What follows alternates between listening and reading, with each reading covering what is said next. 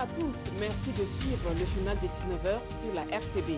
Le ministre en charge de la femme s'est rendu au Sahel en prélude au Forum national des femmes. Laurence Marchal-Ilboudo s'est imprégné des conditions de la femme dans cette partie du pays. L'autre moitié du ciel a saisi l'occasion pour décrire les dures réalités auxquelles elle est confrontée.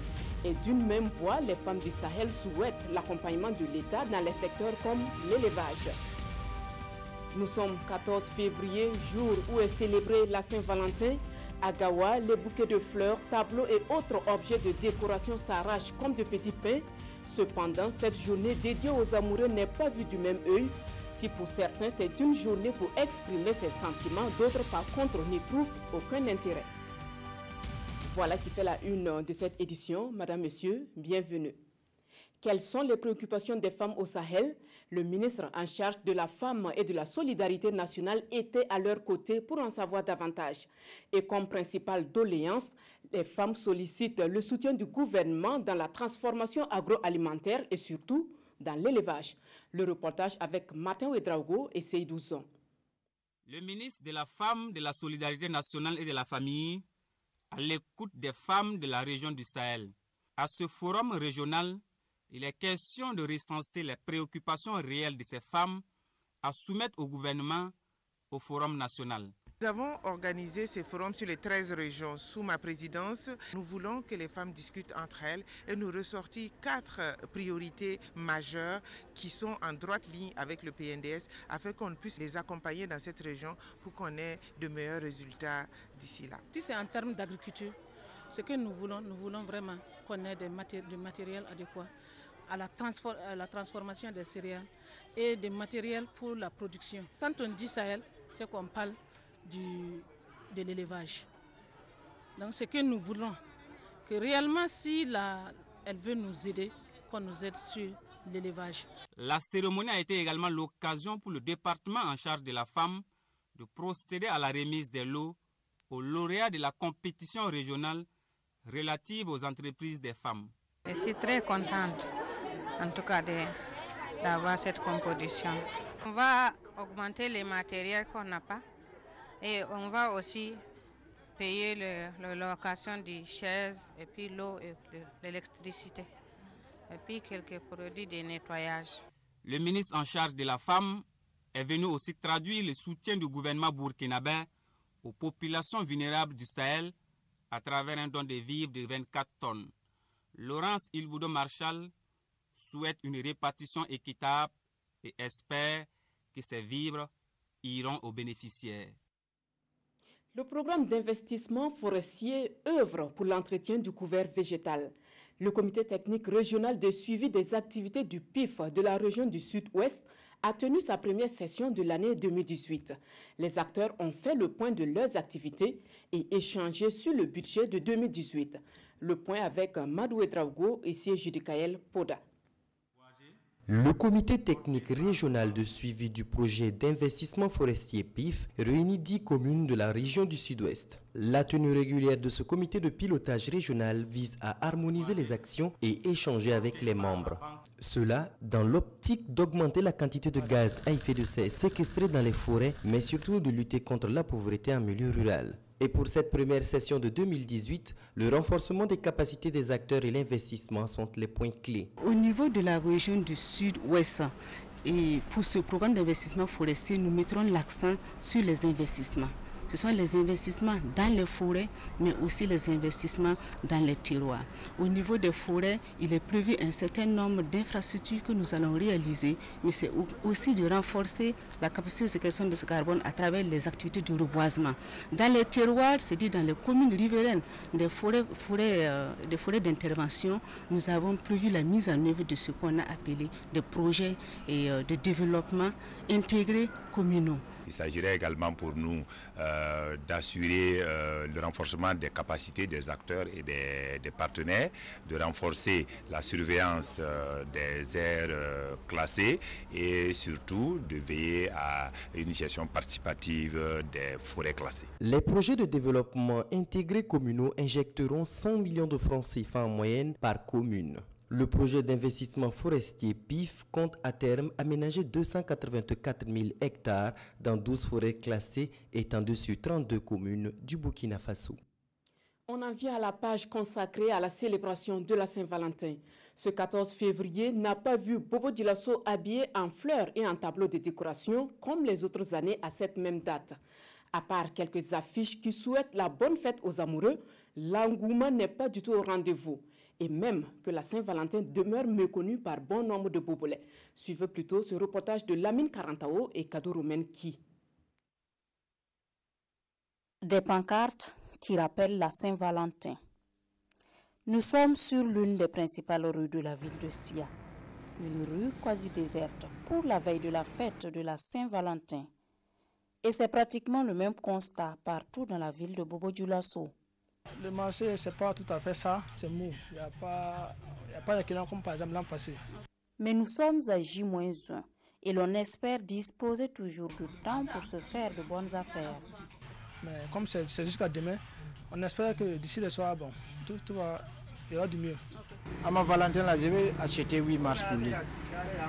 C'est 8 mars. Pourquoi tu ne payes pas Saint-Valentin, tu veux payer 8 mars? Parce que j'adore le 8 mars là, plus que Saint-Valentin. Moi, je n'ai pas de Valentin, ma copine. Mais il y a pomme de terre. Moi, je suis dans un restaurant. Je vais aller préparer ça pour vendre. Sinon, je n'ai pas de Saint-Valentin en tout cas. Il n'y a pas de Valentin. Donc, je n'ai rien pour offrir. À côté de ceux qui n'ont pas de Valentin ni de Valentine, il y a ceux-là aussi qui ignorent l'existence de la fête.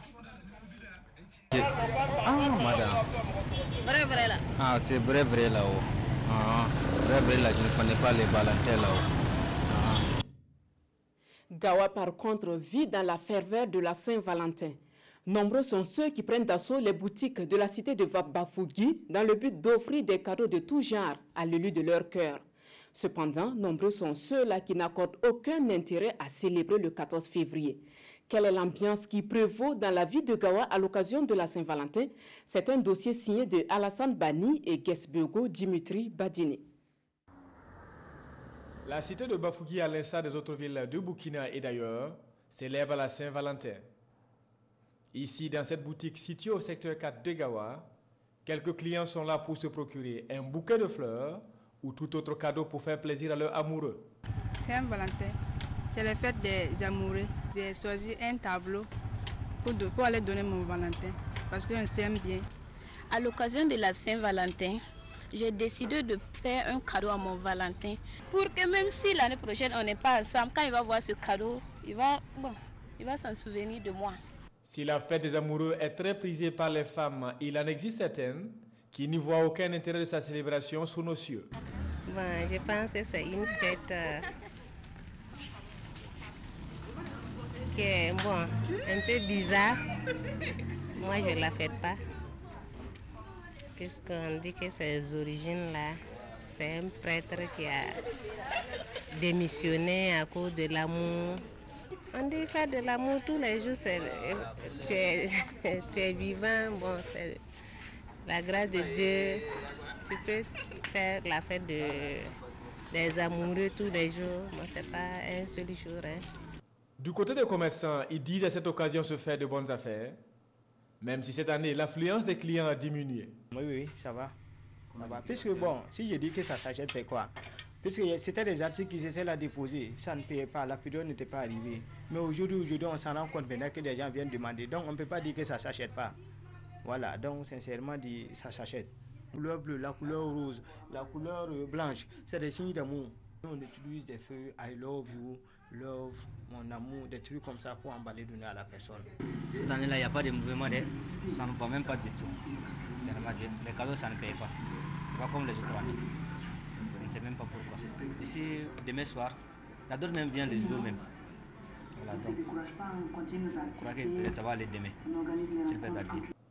Malgré la faible attractivité des clients, les vendeurs ont foi d'augmenter leur chiffre d'affaires et espèrent les années à venir glaner plus de monde à la fête des amoureux.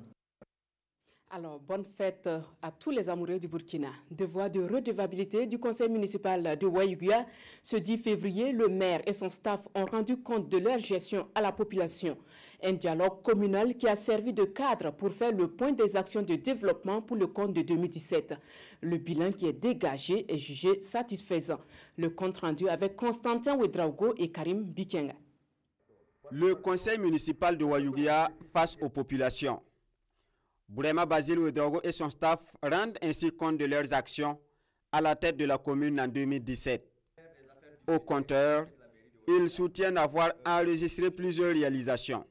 Néanmoins, le président du conseil et ses collaborateurs reconnaissent que des insuffisances demeurent. Nous avons réfectionné des CSPS, nous avons construit également des écoles. C'est vrai, on ne peut pas tout faire. Vous savez que nous sommes malheureusement limités par la modicité donc de nos moyens. Les participants à la rencontre saluent l'initiative de ce dialogue citoyen. Tout en reconnaissant les actions déjà réalisées, ils ont présenté à la municipalité une liste d'attente dans plusieurs domaines, parmi lesquels l'éducation et l'assainissement. L'éducation, donc, on ne bénéficie pas donc de l'apport de la mairie comme il se doit. On attend de la mairie encore plus d'efforts pour soutenir l'éducation. Le problème de l'assainissement, il faudrait revoir vraiment cette question-là dans les profondeurs pour arriver à résoudre le problème. Parce que même quand il y a les bacs à ordures, les gens arrivent à mettre ça à côté. Pour une recette prévisionnelle de plus d'1 milliard de francs CFA, la commune de Ouaïguia a recouvré 900 millions. Elle envisage entre autres la construction d'un village artisanal et d'un magasin de stockage de niébé d'une capacité de 100 tonnes dans les prochaines années. L'espace de dialogue et d'interpellation communautaire EDIC a été possible grâce à l'association Monde Rural AMR. Ainsi prend fin ce journal de 19h. Merci de l'avoir suivi. Le 20h, c'est avec Fousseni Kendo.